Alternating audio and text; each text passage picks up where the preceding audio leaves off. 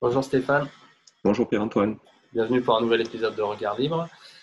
Aujourd'hui, on va parler des trains médicalisés et des cliniques privées qui sont vides.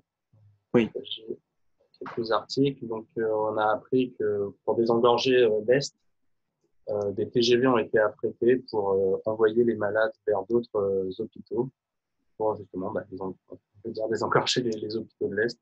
Donc là, on a l'exemple à Nancy, un TGV a quitté la gare de Nancy avec à son bord 24 malades du Covid-19 de Nancy et de Moselle. Voilà, la place a été bouclée. ouais. Voilà, et ils ont envoyé ces malades, est-ce qu'ils le disent, ont été transférés. Les malades sont ensuite hospitalisés à Bordeaux, Livourne, Pau et Bayonne. Donc ils ont été envoyés dans le sud-ouest. Jusqu'à Pau et Bayonne, depuis Ouais, l'Alsace, depuis l'Alsace, ouais, c'est assez. il n'y avait rien de plus près? Faut croire que non. Et en parallèle, c'était, moi, le sujet qui m'avait frappé, c'est les cliniques privées. Pardon? Non, mais c'est qu'en parallèle, donc on affrète des trains, des TGV pour 24 personnes, et en parallèle, on voit que les cliniques proposent leur aide, mais qu'elles ne sont toujours pas sollicitées. Donc nos Oui, établissements sont totalement vides, déplore la oui, Fédération d'hospitalisation privée. oui, Les cliniques peuvent accueillir des malades, mais pour le moment, la Fédération déplore de ne pas être sollicitée. Sur la oui. région Île-de-France, nous avons plus de 250 établissements privés. Nous sommes une force d'appoint, mais nous ne sommes pas sollicités, s'emporte Lamine Garbi, président de la Fédération. C'est extraordinaire. C'est extraordinaire, effectivement. Donc voilà, on a deux choses assez Hmm. étranges, Je malgré pense qu'il y en la. a, je pense qu'il y en a trois, si tu me permets, parce qu'il faut quand même revenir Je à me la permets. source il faut revenir à la source du problème, quand même. Hein, il faut quand même revenir à la source du problème. Si on arrive à de telles extrémités, on va en parler. C'est que, évidemment, depuis quelques semaines maintenant, malheureusement, on assiste à un total débordement de capacité des services d'urgence de l'Est, Alsace, puis Lorraine, qui progressivement c'est en train d'arriver sur l'Île-de-France. L'Île-de-France est en train d'être dépassée. Il y a eu, je crois, hier ou avant-hier, un appel de Juvin de la même nature, annonçant qu'il y avait un dépassement de capacité des services d'urgence en réa et voilà, qui est en train de se propager. Je pense qu'il faut quand même revenir rapidement sur ce point. Euh, je trouve que certes, nous vivons des circonstances exceptionnelles sur une maladie inhabituelle, tout cela est vrai, mais j'ai quand même beaucoup du mal à comprendre, à concevoir et à accepter que l'hôpital public, supposé être public justement parce que le privé ne pourrait pas faire ce que le public prétend pouvoir faire, en fait, n'est pas capable de faire cela.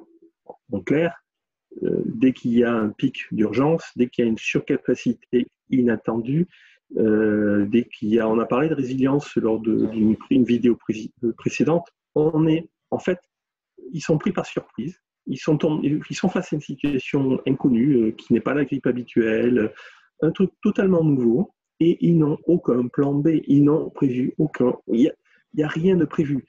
Qu'il puisse y avoir un débordement, ok.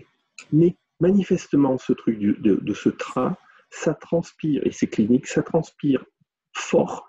De mon temps, il y avait des plans hors sec. Je n'ai pas entendu parler de plans hors sec. Hors sec, organisation des secours.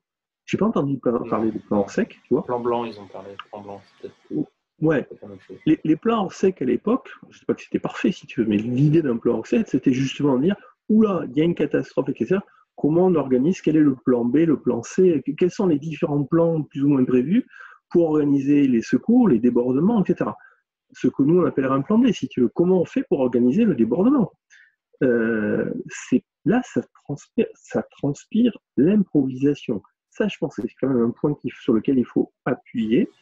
Si on prétend être un système de santé hospitalier haut de gamme, le meilleur du monde, soi-disant, à la hauteur de ce que ça nous coûte en fiscalité, on pourrait s'attendre à ce que quand même la gestion des débordements des urgences soit, que ça puisse ne pas être parfait parce qu'on est sur un truc particulier, je veux bien.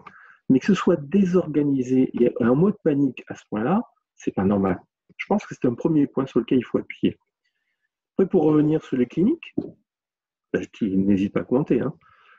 les cliniques, pour moi, c'est caractéristique de ce point. Si c'était un tant soit peu organisé avec un minimum de bon sens, il n'est pas concevable qu'on n'ait pas imaginé que les cliniques du quartier puissent être sollicitées. Ça, tu vois, pour moi, c'est un indice, c'est scandaleux, mais c'est un indice de on n'a rien prévu, ou alors si on a prévu des choses, dogmatiquement, on refuse d'aller vers le privé. Je pense que ce genre de considération joue. Ou alors on va te dire oui, mais en fait les cliniques privées, elles n'ont pas les bonnes normes, elles ne sont pas au bon niveau d'hygiène. Je sais pas. Mais on s'en fout, quoi. On s'en fout. On est en situation d'urgence. Il faut pouvoir faire quelque chose. Il y a des centaines de malheureux petits vieux qui sont en train de partir. Où il est le fameux humain dont on nous parle tout le temps? Pourquoi on ne déborde pas sur les cliniques, effectivement? C'est proprement scandaleux. Et alors, je t'en prie, hein. Et après, le train, quand j'ai appris ça, j'avoue que j'ai un truc que je n'avais pas perçu. Je me dis, mais pourquoi on a besoin de faire un train? Pourquoi des ambulances, ça ne suffit pas? Pourquoi il y a besoin d'aller dans un train pour déborder? Là, je viens de comprendre, en regardant ton article, qu'en fait, on va déborder jusque dans le sud-ouest. Pau, Limoges, Libourne, si j'ai bien compris, Pau, Bayonne, donc dans le grand sud-ouest. C'est vrai qu'on part du grand est et on va complètement dans le grand sud-ouest. Il n'y a rien entre les deux. On peut pas déborder sur Lyon, on ne peut pas déborder sur Marseille, on ne peut pas déborder sur Montpellier, on ne peut pas déborder sur Clermont-Ferrand. Enfin, je comprends qu'effectivement le grand sud-ouest aujourd'hui est préservé.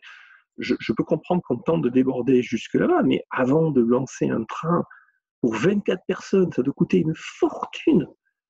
On ne peut pas aller à Lyon d'abord? Enfin, voilà rapidement les points d'interrogation que ça m'évoque. Ouais. Oui, non, mais c'est. Enfin, moi, c'est. Bon, le train, ouais, c'est pas vraiment compréhensible, mais c'est lié, pour moi, c'est ce que tu as dit là, par rapport aux cliniques. Moi, c'est vraiment les cliniques qui me choquent. C'est ce côté. Je pense que c'est du dogmatisme.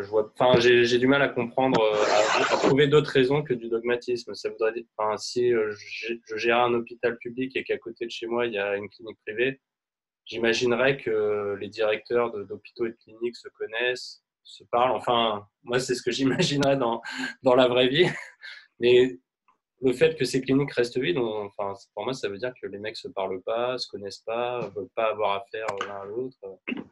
Tu sais, si je dis pas de bêtises, il y a beaucoup de médecins qui sont à la fois dans le privé et dans le public.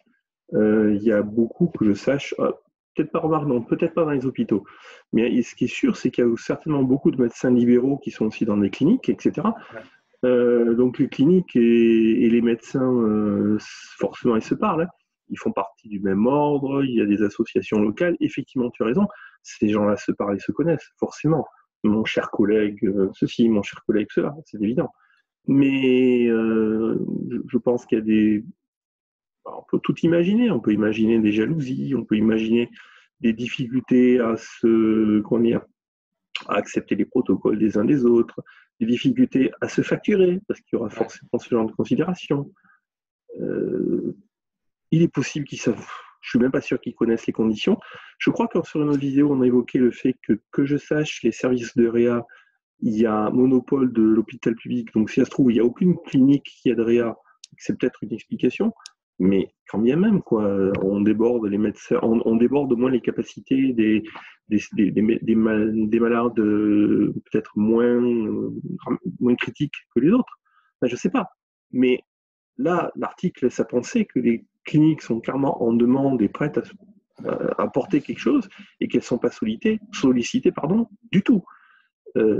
C'est ce côté complètement binaire qui est choquant. Ouais. Très bien. Rien à ajouter? Sauf à revenir sur le point initial qui pour moi est le plus important, c'est je pense vraiment que cette crise montre que l'hôpital public n'est pas du tout organisé pour gérer les urgences à grande échelle et que ça c'est un vrai problème aujourd'hui. Ok, merci Stéphane. Je t'en prie.